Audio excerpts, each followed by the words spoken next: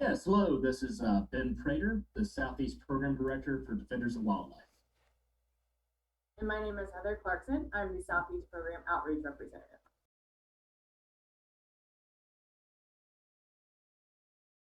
Defenders of Wildlife is a nonprofit conservation organization focusing specifically on the protection and restoration of threatened and endangered species.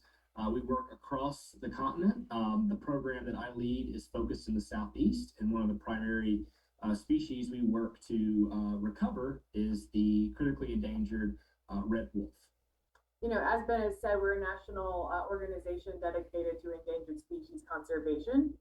My specific purpose here in North Carolina is to help lead a number of different conservation programs, but primarily the Red Wolf program. And that includes a lot of outreach with other not-for-profit organizations, as well as local landowners and community members.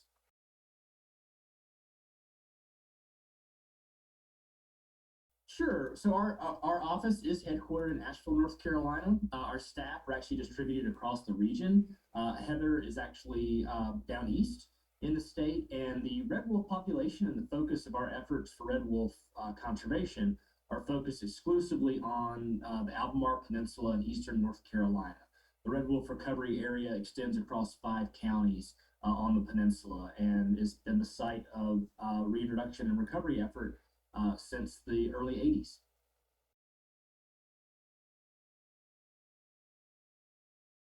So I am the program director, so I lead our team. There's 8 of us, again, working throughout the region on a variety of species, including red wolves, Florida manatees, Florida panthers, endangered amphibians, fish, and mussels.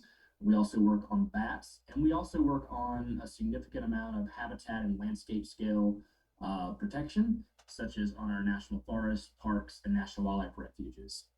And as I said earlier, I am an outreach representative, which really designates my job as being a bit more human centric than I think a lot of other jobs in defenders. So within our field program, we do have a real wide variety of skills and talents. But what I specifically do is really foster connections with people, with decision makers, with community members, like I said earlier. I get to, I get to be really flexible with that and really make a lot of relationships that might be outside of what we normally think about with wildlife and conservation, which is really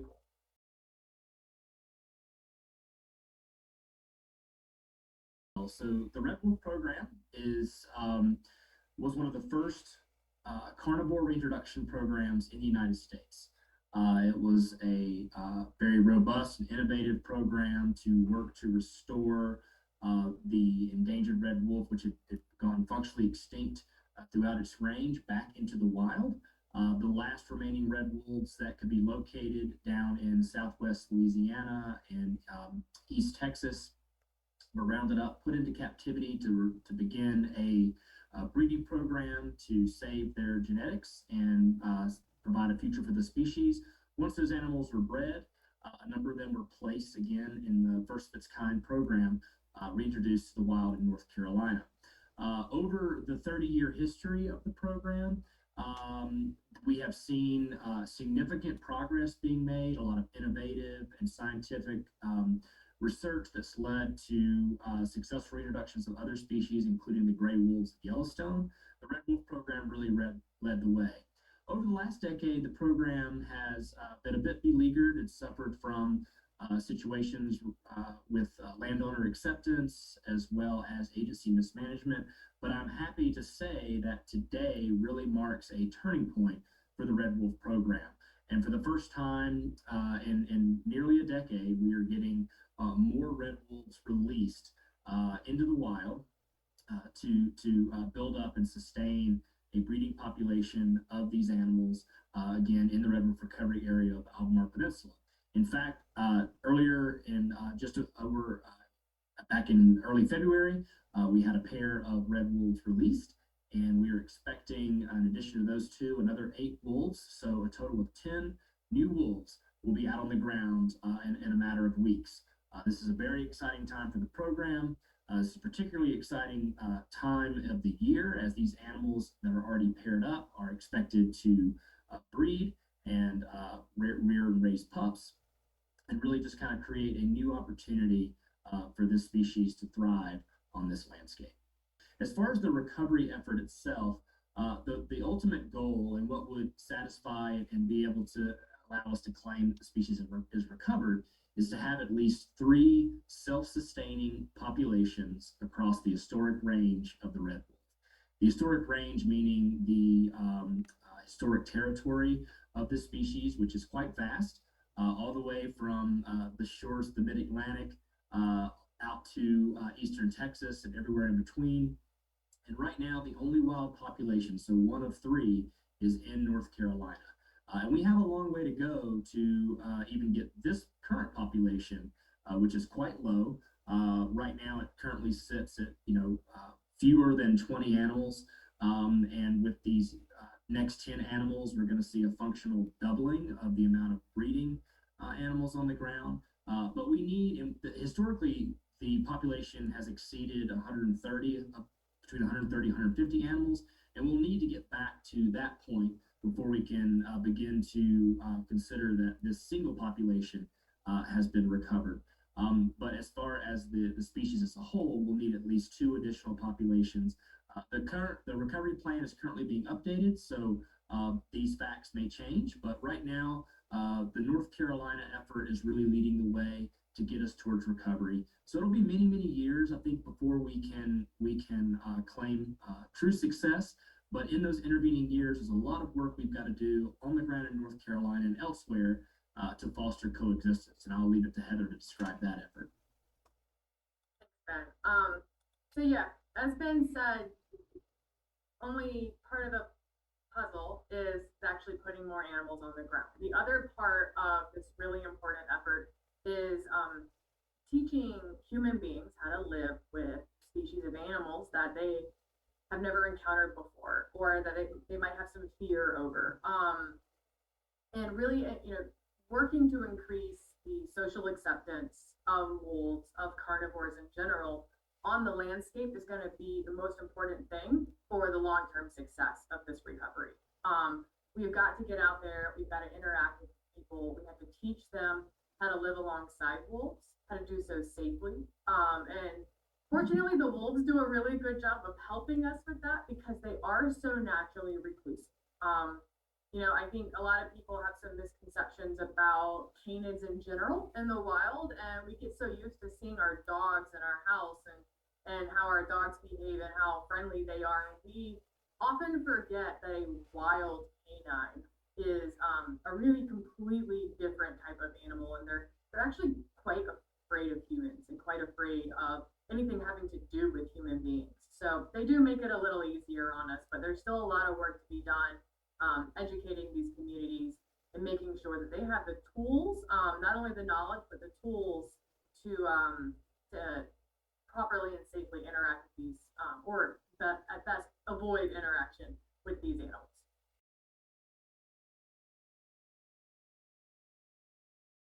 So what we hope for right now, again, there will be a total of 10 wolves released this breeding season. We're currently in the midst of breeding season. Red wolves breed once a year, and those 10 wolves include 4 mated pairs, along with a group of pups in a family unit. So essentially, we're hoping to see at least 4 additional breeding pairs established, breed successfully, den successfully, and then each rear red wolf pups. Now, in the wild, when the red wolves go to whelp, we could hope to see between 3 to 6 pups per litter. One exciting thing that, again, was developed as part of this program and is the best way to ensure that animals that are reintroduced are raised with wild instincts is to use a technique that's called pup fostering. Essentially, a female red wolf, if well fed, can sustain up to 6 pups. But in the wild, they generally have fewer than that. So there's sort of unoccupied space. And those spaces are used to actually transplant animals. Again, we have hundreds of animals that are in captivity with the express purpose of building these populations in the wild. And so they can take pups born in captivity, foster them in wild dens, and those wild red wolf mothers will raise those pups as their own. That effort has been dramatically successful. And in doing so, we can ensure that we're maximizing the amount of animals that can be raised in the wild in a single season. Again, having these animals born in the wild ensures they have the best wild instincts and are able to avoid problems, whether that be mortality on the roadways or engaging or interacting with private landowners. So this is really an exciting time for the program, and with these 10 additional wolves and the next generation that we hope to see them raise, we hope to really jumpstart the population and get it back on track on a positive trajectory. Unfortunately, these are wild animals, and wolves across the country lead tough lives. We certainly can't guarantee that every single individual animal will survive, but being able to release a number of animals at once in this time of year is really one of the best ways we can ensure success. And as Heather talks about, making sure that we're educating and working and engaging with landowners on how to best coexist, working to educate folks along the roadways in terms of slowing down and being mindful of these wild animals who need all the help they can get is really the best way that we can, in a social situation, ensure their survival while the biologists do the hard work on the ground to really boost their numbers.